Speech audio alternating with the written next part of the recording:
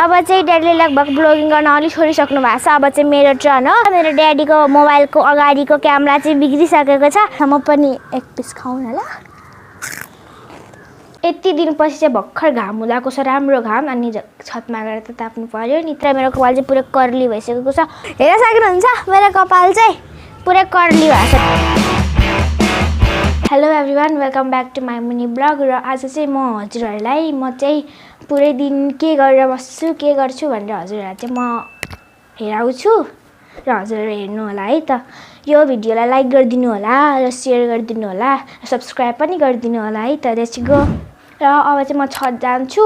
यति दिनपछि चाहिँ भर्खर घाम हुँदाको छ, राम्रो घाम। अनि छतमा गएर त ताप्नु पर्यो नि त।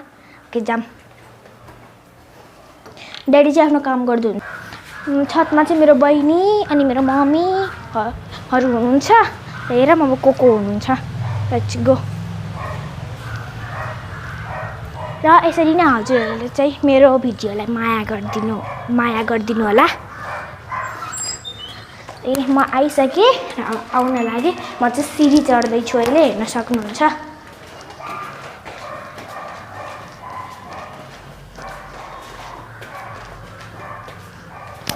जाँदैछु, आइपुगेँ म।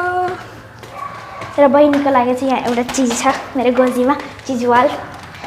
उसलाई चाहिँ एकदम मनपर्छ, फेभरेट। खै गाइस, बुन्नु नै छैन नि त। र बहिनी चाहिँ यहाँ छिन्। सानो हेर्न सक्नुहुन्छ, अलिकति रुगा लागेछ होइन बुन्नुलाई चाहिँ। अनि त्यही भएर अलिकति रुगा लागेछ। र म चाहिँ बहिनी अब चिजबल दिन्छु, चिजबल। ल हेरौँ उनी कतिकै खुसी हुँदिरहेछन्। दुईटा छ, दुईटा। ल सानो हजुर बसिस्यो त, बसिस्यो सानो।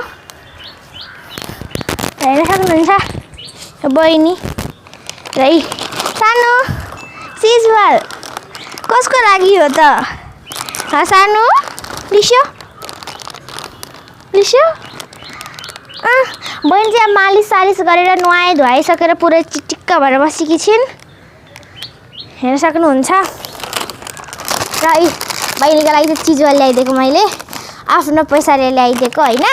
सानो लिस्यो, उसलाई एकचोटि टेस्ट गराऊ है त। सानो हुँदैन नि, माइकको डोरी चाहिँ तान्दैछिन् है त। ल पहिला एउटा खाने होस् अनि अर्को खाने होस्। ल हस्। सानो खासमा उसको फेभरेट चाहिँ अर्कै चिज हो, तर त्यो पसलमा नभेटेर चाहिँ यही ल्याइदिएको।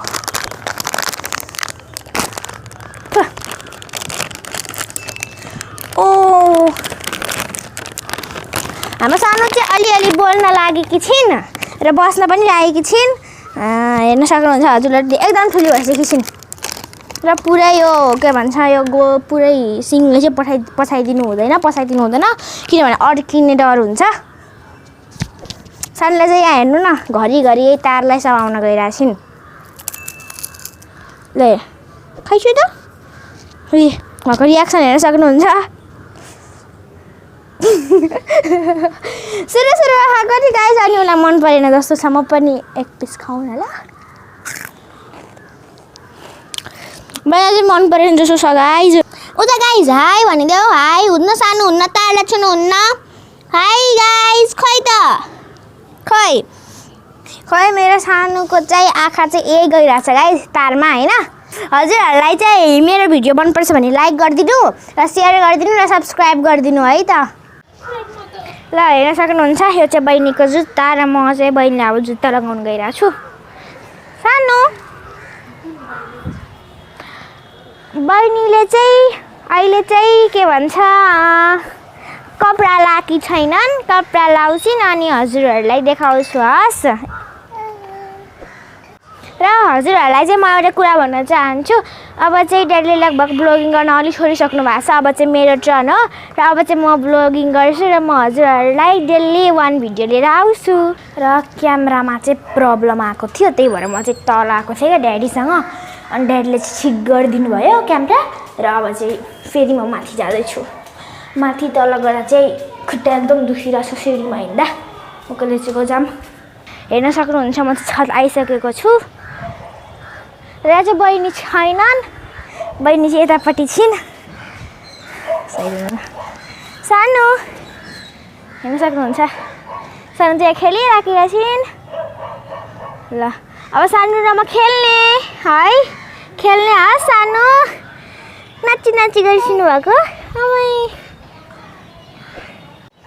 र बहिनीसँग खेल्नुभन्दा अगाडि चाहिँ म हजुरहरूलाई छतको भ्यू पनि देखाउँछु र यहाँ हेर्न सक्नुहुन्छ यहाँबाट चाहिँ हजुरहरूले राम्रो भ्यू हेर्न सक्नुहुन्छ यो चाहिँ के भन्छ अमलाको रुख हो र आइरहेछ कि आइरहेको छैन प्लिज कमेन्टमा भनिदिनु होला धेरै छ फलेको त अनि यो चाहिँ रुद्राक्षको रुख हो र के भन्छ भोले बाबाले लाउनुहुन्छ यसको माला चाहिँ र यो पनि रुख छ र हेर्न सक्नुहुन्छ हजुरहरूले भ्यू यो भिडियोलाई माइन्ड नगरिदिनु होला किनभने यो भिडियो चाहिँ मेरो फर्स्ट ब्लग हो एक्लैको र यो चाहिँ मैले आफै डिसाइड गरेको र म बनाउँछु भनेर र मैले हजुरहरूलाई प्रमिस गरेछु कि म डेली हजुरहरूलाई एउटा भिडियो लिएर आउँछु र मेरो यो भ्यू कस्तो लागिरहेछ प्लिज भनिदिनु होला र मैले चाहिँ आफै खिचिरहेको छु हेर्न सक्नुहुन्छ यो हातबाट यसरी मैले उल्टरी खिचिरहेको छु किनभने हजुरहरूलाई थाहा छँदै होला मेरो ड्याडीको मोबाइलको अगाडिको क्यामेरा चाहिँ बिग्रिसकेको छ र मैले चाहिँ आफ्नै हातले समातेर पछाडिको क्यामेराबाट म खिचिरहेको छु र प्लिज भनिदिनु होला कस्तो आएको छ मेरो फेस र भर्खर आएको घाम चाहिँ एकदम कडा आइसकेको छ र अब चाहिँ हिजै कोरेको कपाल चाहिँ आज कोर्नु पर्यो नि त अनि त्यही भएर म यहाँ खोल्दैछु बाटेको थिएँ र मेरो कपाल चाहिँ पुरै कर्ली भइसकेको छ र मलाई फेरि तल जानु पर्यो किनभने कायो पनि त ल्याउनु पर्यो कायो नभइकन कपाल कोर्न मिल्दैन म चाहिँ हजुरहरूलाई चाहिँ तलको चाहिँ अब फेरि देखाउन चाहदिनँ किनभने चाहिँ मेरो चाहिँ खुट्टा एकदम दुखिसक्यो र म चाहिँ फिर्र कुदेर आउँछु कायो लिएर गएर फेरि मोबाइल जाँदाखेरि भारी पनि हुन्छ नि त त्यही भएर र अहिले चाहिँ म यो कपाल खोलिरहेको छु र हेर्न सक्नुहुन्छ मेरो कपालमा चाहिँ